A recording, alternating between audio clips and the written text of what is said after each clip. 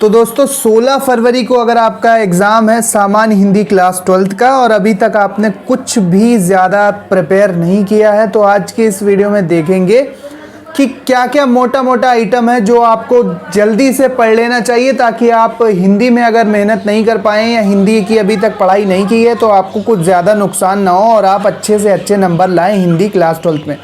तो दोस्तों स्वागत है सभी का exams with MS YouTube channel पर। क्लास 12th सामान्य हिंदी 2022 का ये पेपर है, लेकिन दोस्तों 2023 में इसी तरह का पेपर आएगा। जल्दी से बताते हैं आपको क्या चीज़ें पहले पकड़ लेनी चाहिए, क्या चीज़ें पहले तैयार कर लेनी चाहिए।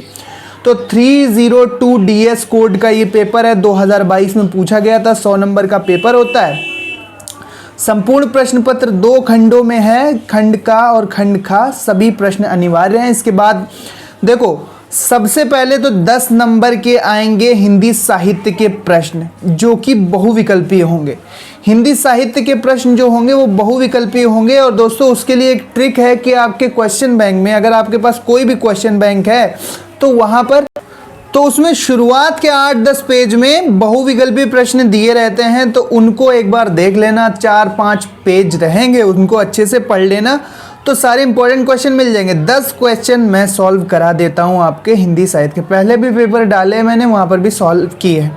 100 अजान एक सुजान, भैया बार बार रिपीट होता है। 100 अजान एक सुजान के लेखक कौन है? तो इनके लेखक हैं बाल कृष्ण भट्ट। ये 4th वाला ऑप्शन सही है। अब देखो नेक्स्ट पेज पे चलते हैं। यहां पर देखो क्या प्रश्न पूछा गया है, एक सेकेंड। हाँ, यहां पर प्रश्न पूछा गया कि राष्ट्र का स्वरूप निबंध के लेखक कौन है? राष्ट्र का स्वरूप जो निबंध है उसके लेखक कौन है? तो इसके लेखक हैं डॉक्टर वासुदेव शरण अग्रवाल। ये पहला वाला ऑप्शन करेक्ट है। इसके बाद है ध्रुव यात्रा कहानी के लेखक कौन है? जैनेन्द्र कुमार। 4th वाला ऑप्शन सही है। इसके बाद विद्यानिवास मिश्र निबंधकार हैं। कैसे निबंधकार हैं, किस तरह के निबंध लिखते हैं? तो यहाँ पर दोस्तों ये भावात्मक निबंधों के लेखक हैं।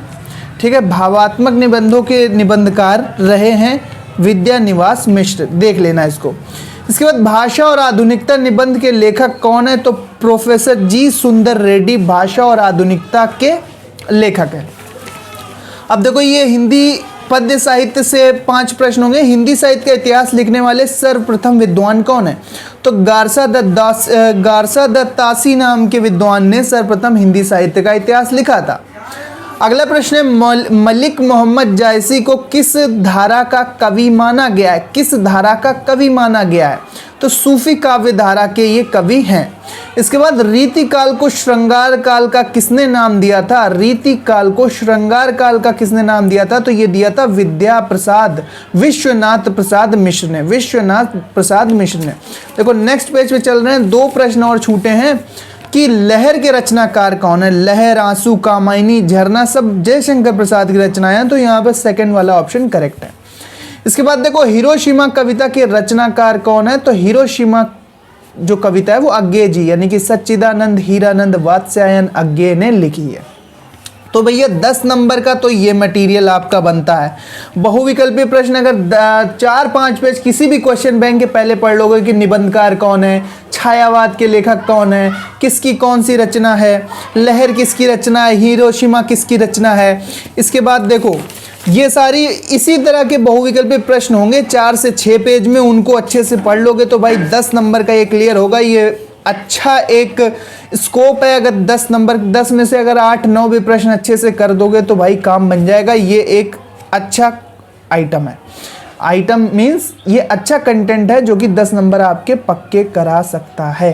ठीक है, अब गद्यांश 10 नंबर का रहेगा। गद्यांश, तो गद्यांश पर भी फोकस करना जरूरी है। गद्यांश में भाई आपको संदर्भ पता हो, केवल संदर्भ अगर पता है गद्यांश और पद्यांश का तो काम बन जाएगा, कुछ करने की आवश्यकता नहीं है। लिखा है दिए गए गद्यांश पर आधारित प्रश्नों के उत्तर दीजिए। दिए गए गद्यांश पर आधारित निम्नलिखित प्रश्नों के उत्तर दीजिए। तो प्रश्न नीचे दिए हैं।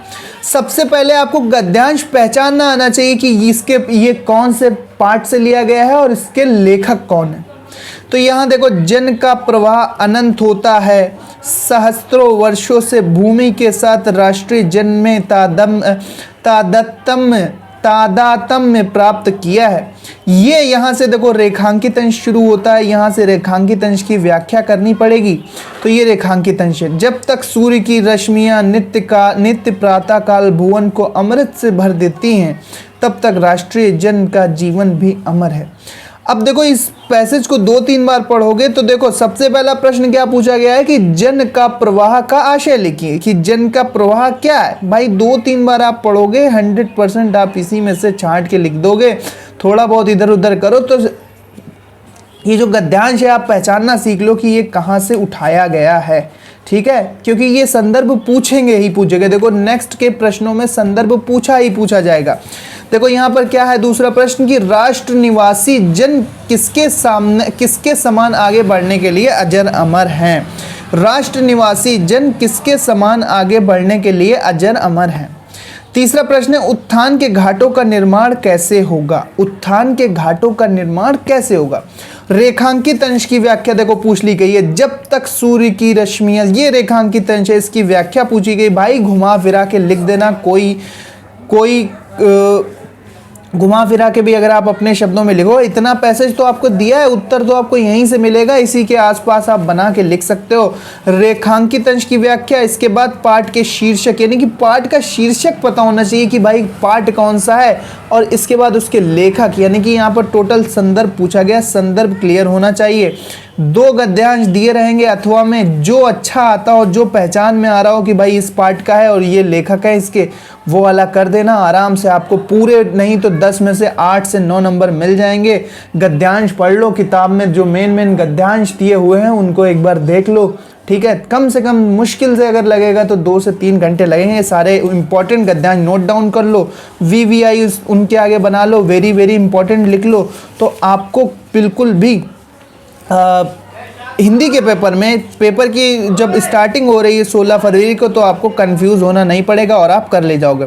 देखो दूसरे गद्यांश में क्या प्रश्न है कि लेखक के अनुसार किसमें परिवर्तन हुआ है। रेखांकित अंश की व्याख्या देखो, फिर यहाँ से लेकर यहाँ तक। इसके बाद मनोवृत्ति और धावन शब्दों का आशय लिखिए। अशोक आज भी उसी मौज में क्यों है। और उपर्युक्त गद्यांश में पाठ का शीर्षक और उसके लेखक का नाम लिखिए, यानी कि वही संदर्भ, पाठ कौन सा पाठ है, उसके लेखक कौन है, ये ज़रूरी है। तो 10 नंबर का ये गद्यांश आप कर दोगे। अगर कुछ भी नहीं पढ़ा होगा तब भी निकाल दोगे, अगर आपको कॉमन सेंस है। बात रही काव्य की, तो दोस्तों काव्य का देखो, काव्य में यहाँ पर पद्यांश दिए होंगे, काव्य में पद्यांश दिए होंगे और वही काम है कि निम्न दिए गए प्रश्नों के उत्तर आपको लिखना है। देखो दुर्बलता का चिन्ह विशेष शपथ है, पर अबला जन के लिए कौन सा पथ है। यदि मैं उकसाई गई भरत से होऊं, तो पति समान ही स्वयं पुत्र भी खोऊं। ठहरो मत रोको मुझे कहूँ सो सुन लो, करके पहाड़ सा पाप मौन रह जाऊं। राई भर भी अनुताप ना करने पाऊं, थी सन छत्र राशि निशा उत्तेज टपकाती, रोती थी नीरव सबा हृदय थपकाती। तो भाई देखो रेखांकित अंश यहाँ से यहाँ तक है, अंडरलाइन पोर्शन यहाँ से यहाँ तक है, इसको नोट कर लो। देखो सबसे पहले प्रश्न है पूछा गया है प्रस्तुत पद्यांश के पाठ के कवि और लेखक का नाम। बस आपको पद्यांश हो गद्यांश हो, पाठ के लेखक यानी लेखक या कवि का नाम और पाठ का नाम अगर मालूम है, यानी कि संदर्भ अगर क्लियर है, संदर्भ अगर क्लियर है, तो भाई नंबर प्राप्त करने से 10 में से आप ये मान लो कि 8 नंबर लाने से कोई नहीं रोक सकता। आपने कैसा भी आंसर क्यों ना लिखा हो, क्योंकि इतना तो कंटेंट आपके सामने दिया हुआ है, यहीं से आप बना बना के आराम से लिख सकते हो, कोई प्रॉब्लम नहीं होगी। इसके बाद देखो रेखांकित अंश की व्याख्या है, तो बस आपका काम है कि आप ये पहचान लो कि ये कौन सा चैप्टर से है और लेखक या कवि कौन है इसके। पद्यांश में कवि होंगे, गद्यांश के लेखक होंगे। दुर्बलता का चिन्ह क्या है, इसे कौन किससे कह रहा है। ठहरो मत रोको कहूँ सो सुन लूँ, यह कथन किसके प्रति है।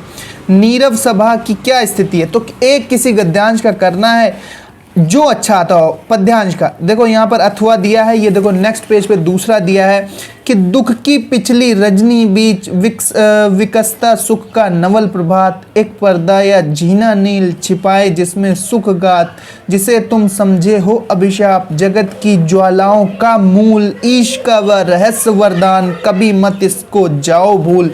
भाई ये काव्य दिया है यहाँ पर, इसमें फिर वही है कि कवि का नाम, लेखक का नाम, ठीक है, और इसके बाद यहाँ पर कुछ और प्रश्न, ये किसका वरदान है, तो यहीं से पूछा गया है। आपको बस कवि का नाम पता हो पद्यांश में और पाठ का नाम पता हो, गद्यांश में लेखक का नाम पता हो और पाठ का नाम पता हो। तो भाई देखो मैंने क्या बताया कि क्वेश्चन बैंक के 5 से 6 पेज तैयार कर लो तो 10 नंबर हिंदी साहित्य के बहुविकल्पीय प्रश्न, जो कि सबसे पहले मैंने आपको बताया। इसके बाद गद्यांश के 10 नंबर आपके पक्के हो जाएंगे अगर आपने सही से पहचानना सीख लिया, क्योंकि वहीं उत्तर मिल जाएगा। ये कवर करो पहले आपने, अगर अभी तक कुछ नहीं पढ़ा है।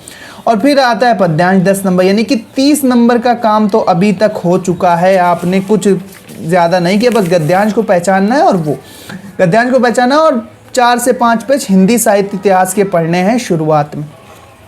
इसके बाद 5-5 नंबर के भाई 2 जीवन परिचय आएंगे, एक लेखक का एक कवि का। देखो इधर छूट गया, हाँ 5-5 नंबर के 2 जीवन परिचय आएंगे, एक लेखक का एक कवि का। लेखक का साहित्यिक परिचय देते हुए उनकी कृतियों का उल्लेख कीजिए, 80 शब्दों में लिखना है।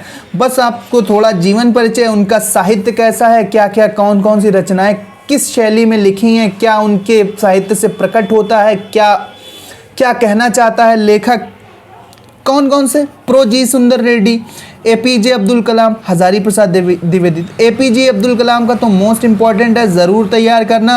हजारी प्रसाद द्विवेदी का भी मोस्ट इंपॉर्टेंट है, ज़रूर तैयार करना। जी सुंदर रेड्डी का नहीं बता सकता, और किसी जयशंकर प्रसाद वगैरह का भी आप तैयार कर सकते हो, ठीक है। तो इतने जीवन परिचय तो आपने तैयार किए होंगे। जीवन परिचय लिख के देख लेना एक बार कि कैसा लिख के जीवन परिचय लिख के एक बार देख लेना कि कैसा लिख पा रहे हो, और उनकी रचनाएं ठीक से प्रदर्शित कर पा रहे हो, लिख पा रहे हो, प्रेजेंट कर पा रहे हो या नहीं। कवियों में बात की जाए तो यहाँ पे भी 80 शब्दों में साहित्यिक परिचय, यानी कि साहित्य में क्या क्या उन्होंने किया है, कौन कौन सी रचनाएं की, किस शैली में की, वो लिखना है। तो जयशंकर प्रसाद इसमें ले लेना। इसके बाद महादेवी वर्मा, रामधारी सिंह दिनकर, किसी एक का लिखना है भाई। आपने तुलसीदास, कबीरदास या जो भी आपके सिलेबस में हो, ठीक है, उनका भी ज़रूर तैयार कर लेना, क्योंकि वहाँ से भी आता है। और ये जो आधुनिक कवि और कवित्री हैं, इनका भी तैयार कर लेना, आपको आता होगा। इनका थोड़ा सा जीवन परिचय, साहित्यिक परिचय लिखना, रचनाएं ज़रूर लिखना, जैसे जयशंकर प्रसाद की कामायनी, लहर, आंसू, झरना, ठीक है। महादेवी वर्मा जी की भी तमाम रचनाएं मिल जाएंगी आपको, दिनकर जी की भी तमाम रचनाएं आपको मिल जाएंगी। तो 2 जीवन परिचय 10 नंबर के, यानी कि अभी तक 40 नंबर का आपकी तैयारी हो चुकी है। जीवन परिचय में ठीक अच्छे जीवन परिचय सेलेक्ट करके तैयार कर लो। 40 नंबर के बाद देखो बहादुर अथवा पंचलाइट कहानी का उद्देश्य, 100% आपका ये प्रश्न आता ही आता है 5 नंबर में। तो बहादुर या फिर पंचलाइट कहानी का उद्देश्य, ये तो आप अभी से तैयार कर लो, कोई भी प्रॉब्लम नहीं है। प्रश्न नंबर 7 जो है खंड काव्य, बड़ा कंफ्यूजिंग है। खंड काव्य में भाई 5 नंबर का प्रश्न आएगा। अब कौन सा खंड काव्य है, तो इसको अभी स्किप करो, इसको छोड़ो, अभी इसको आपको नहीं करना है। अब आपको संस्कृत पे चलना है। संस्कृत यानी कि खंड खा में संस्कृत के जो गद्यांश दिए हैं, इसका संदर्भ से हिंदी में अनुवाद करना। तो भाई इसमें मेहनत लगेगी, इसको पढ़ना, कोशिश करना। अगर आपको अनुवाद आ रहा है तो ठीक है, नहीं आ रहा है तो भी आप यहाँ से थोड़ा थोड़ा बनाकर आप लिखेंगे। इसके संदर्भ में आपको केवल पाठ का नाम लिखना है, क्योंकि इसमें कोई लेखक होते नहीं हैं। यही काम आपको एक श्लोक के साथ करना है कि श्लोक का अर्थ आपको हिंदी में लिखना है, हिंदी में अनुवाद करना है, और किसी एक का करना है जो आपको आता है। इसी तरह से संस्कृत के गद्यांश 2 दिए हैं, का और खा, तो जो आता हो वो आपको करना है, ठीक है। अब इसको तो अभी छोड़ रहे हैं। अब मुहावरे तो भाई आप कर ही लोगे। अपना उल्लू सीधा करना मतलब अपना काम बनाना, घी के दिए जलाना यानी कि कोई बहुत ही खुशी प्रकट करना, एक पंथ 2 काज, एक काम करने गए 2 काम बन जाए, एक अनार 100 बीमार, एक चीज़ के पीछे ज़्यादा। तो 2 नंबर भाई देखो यहाँ से अभी तक मैंने क्या बताया है कि 10 नंबर का इतिहास, हिंदी साहित्य का इतिहास, 10 नंबर का गद्यांश, 10 नंबर का पद्यांश, इसके बाद 10 नंबर का गद्यांश, 10 नंबर का पद्यांश, 10 नंबर के जीवन परिचय और 5 नंबर के बहादुर अथवा पंचलाइट। 45 नंबर अभी तक क्लियर हुए हैं। 2 ये मुहावरे कर ले जाओगे, ठीक है, मुहावरे देख लेना। इसके बाद यहाँ पर बहुविकल्पी आपको प्रश्न कुछ देखने को मिलेंगे। तो बहुविकल्पी प्रश्न भाई आपकी अगर ग्रामर अच्छी होगी, व्याकरण अच्छी होगी संस्कृत की, तो ही आप कर पाओगे। तो इसको अभी छोड़ देते हैं। इसके बाद देखो 47 नंबर का बिल्कुल पक्का मैंने आपको बताया है, जो कि आप कर सकते हो।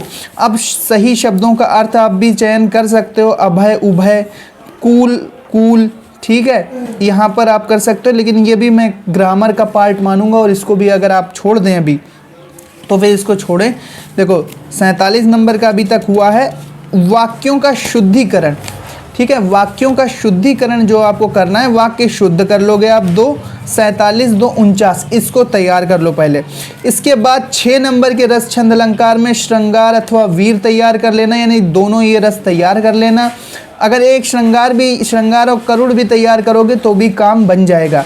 2 नंबर 49 2 51, यमक अथवा रूपक, ये दोनों अलंकार याद कर लेना। 53 नंबर दोहा और सोरठा, दोहा, रोला, सोरठा, 3 छंद और इनका एक एक उदाहरण तैयार कर लेना। कितने हो जाएंगे? 6 नंबर ये हो जाएंगे, यानी कि उतने उधर कितने हुए थे देखो, मैं फिर से आपको बता रहा हूँ कि 10 नंबर हिंदी साहित्य के इतिहास के 4-5 पेज पढ़ने हैं, 10 नंबर गद्यांश के, 10 नंबर पद्यांश के, ठीक है। इसके बाद 10 नंबर जीवन परिचय, 5 नंबर बहादुर अथवा पंचलाइट के। इसके बाद 2 नंबर किसके थे? 2 नंबर थे यहाँ पर मुहावरों के, 2 नंबर थे मुहावरों के। फिर 2 नंबर थे वाक्य शुद्धिकरण के, और 6 नंबर थे रस छंद अलंकार के। और लास्ट में भाई आपको ये पत्र लिखना सीख लेना है। ये बिल्कुल अच्छा काम है, ये बिल्कुल सिंपल है, इसमें आपको कुछ ज़्यादा नहीं करना है। आपके क्षेत्र में प्रदूषण की स्थिति है, उसको आप कैसे सॉल्व कराएंगे? अधिकारी को पत्र लिखिए, नगर पालिका अध्यक्ष को पत्र लिखिए। 6 नंबर इसमें मिल सकते हैं आपको आराम से, और 1 पेज में ये आ जाता है। बस इसमें टेक्निकल कोई दिक्कत ना हो, जैसा लिखा जाता है वैसा बस लिख देना, ठीक है। उच्च शिक्षा की ऋण अब यही नहीं प्राप्त होता तो अपनी उच्च शिक्षा प्राप्ति के लिए शैक्षणिक ऋण प्राप्त करना, लोन प्राप्त करना, ये तैयार कर लो भाई। इसको पकड़ो पहले, 6 नंबर का ये प्रश्न है, इसको पकड़ लेना। और यहाँ पर मैं 6 नंबर ऐड करूँगा। आपके क्षेत्र में गंदगी है, या बैंक से ऋण प्राप्त करना है, या फिर लोन लेने के लिए, या फिर दुकान पुस्तकें मंगाने के लिए, इस तरह के पत्र तमाम आपको मिल जाएंगे। 2-3 तैयार कर लेना, 1-2 बार लिख के देख लेना, आपका काम हो जाएगा। और इसके बाद निबंध, लास्ट में निबंध। भाई निबंध किसे लिखना नहीं आता? जीवन में परिश्रम का महत्व, आधुनिक शिक्षा प्रणाली के दोष, अनियंत्रित भ्रष्टाचार, वर्तमान समय, मेरे प्रिय में। कोई एक टॉपिक मिल ही जाएगा जिस पे कम से कम 5 से लेकर 7 पेज का निबंध आप लिख दोगे। 9 नंबर का निबंध है, 9 नंबर का निबंध है। इसमें मैं सोचता हूँ कि 7 नंबर आपको, कैसा भी आप निबंध लिखोगे, अगर आपने 5 से 6 पेज, 5 से 7 पेज लिखा है तो 7 नंबर आपको ज़रूर मिलेंगे, अवश्य मिलेंगे। तो 6 नंबर रस छंद अलंकार के थे, 6 नंबर पत्र के थे। और अगर हम 9 में से 6 से 7 नंबर इसके जोड़ लें तो आप यहाँ पर नंबर जोड़ लो कि कितने अच्छे आपके नंबर बन जाएंगे हिंदी में। 10, 20, 30, 40, 45, 47, 49, 49 और 6 55, 49, 6 55 और 6 61 और 7 68 नंबर आपके बिना कहे, बिना ज़्यादा मेहनत किए, अगर थोड़ी सी मेहनत, थोड़ा सा दिमाग और लगा दोगे तो दोस्तों 80 से 85 नंबर आपके बिल्कुल 100% बन जाएंगे। 85 नंबर आपके कहीं नहीं जाएंगे। सामान्य हिंदी में 85 आउट ऑफ 100 आराम से मिल जाएंगे। जहाँ पर मैंने कितने अंक का बताया है, मैंने बताया आपको ये पहले तैयार करो तो 68 से 70 नंबर का दोस्तों, 68 से 70 नंबर का क्लियर हो जाएगा। अगर कुछ नहीं पढ़ा तो ये पहले तैयार करो। ग्रामर, खंड काव्य, क्या मैंने छोड़ने को बोला है? देखो, एक तो खंड काव्य वाला प्रश्न छोड़ देना, बड़ा कंफ्यूजिंग है। फिलहाल के लिए समय बचता है तो ठीक है। उसके बाद ग्रामर का जो सेक्शन है वो कंफ्यूज करता है कि क्या क्या करना है, कैसे कैसे करना है, उसको छोड़ देना। और ये जो शब्द का अर्थ लिखना, ये अगर नहीं आता तो इसको फिलहाल छोड़ देना। रस छंद अलंकार तैयार कर लेना, ये वाक्य शुद्धिकरण कर ही लोगे। इसके बाद यहाँ पर क्या था, मुहावरे सबको आते हैं, वाक्य प्रयोग भी हो जाता है। तो भाई 70 नंबर का, 68 से 70 नंबर का पेपर मैंने बताया। थोड़ा सा ग्रामर, उधर बहुविकल्पी प्रश्न आते हैं 5 से 8, ठीक है। ये जो मैं बता रहा हूँ, ये शब्द युग्मों में जो सही करना है, इसमें बहुविकल्पी आते हैं। तो ये समझ लो कितने बहुविकल्पी यहाँ पर पूछे गए हैं। देखो मैं बताता हूँ आपको। एक शब्द संधि विच्छेद में देखो, 1, 2, 3, 4, 5, 5 के बाद 6, 7, और इसमें यहाँ पे 2 अर्थ लिखना है।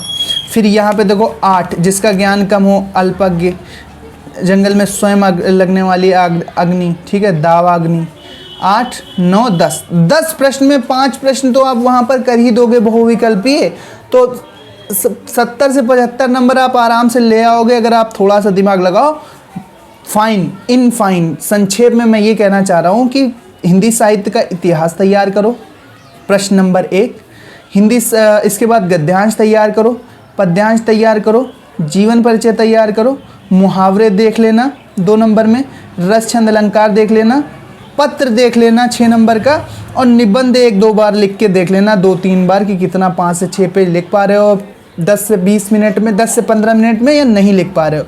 इतना ये तैयार करो और बाकी बहुविकल्पीय प्रश्नों में बाकी सॉल्व हो जाएगा। भाई कुछ नहीं पड़ा तो इतना कर लो, आप 100% अच्छे नंबर ही लाओगे सामान्य हिंदी क्लास 12 में। थैंक्स फॉर वॉचिंग, मिलते हैं नेक्स्ट वीडियो में। सब्सक्राइब कर लो, इसी तरह के इंपॉर्टेंट टिप्स आपके लिए लाता रहूँगा, पूरा मैं स्ट्रेटेजी आपको बताऊँगा।